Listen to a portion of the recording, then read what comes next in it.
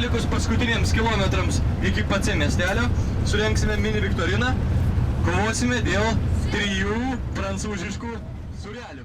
Klausimas, kuris europietis pirmasis atrado jūros kelią į Indiją? Ką žino? O kiek daug atsakymų? Stop, tylėkit visi. Ir klausimas Žmuidinavičiui.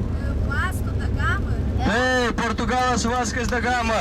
Jis 4 laivais apiplaukė Kyšulį Afrikos pietuose, pasiekė Rytų Afrikos uostą Malindį ir galiausiai perkirto Indijos vandenyną. Šaunuolis Žmuidinavičius, jisai laimi prancūzišką sūrelį. Gerai, dar 2 sūreliai liko, kova tęsiasi.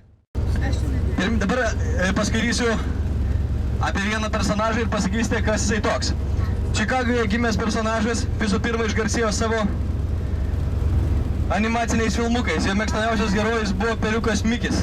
1932 metais pirmą kartą ekrane pasirodė spalvoti filmukai Snieguolė ir 7 nykštukai. 6-7 dešimtmečiuose jo kompanija tapo viena iš pačių stambiausių televizijos ir kino filmų studijų.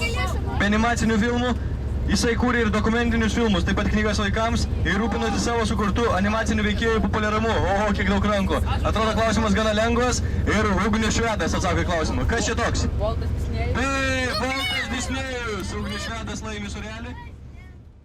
Kaip manot, kodėl dalis Amerikos yra vadinama Latino Amerika? 3 paskutinis sūrelis. Vyrai, susikaupkit. Pagalvokit ir nesakykit atsakymų komandos draugam. Keliat rankas ir bandot atsakyti. Gerai, Artūras Zemlevičius. Latino Amerika pirma buvo užimta.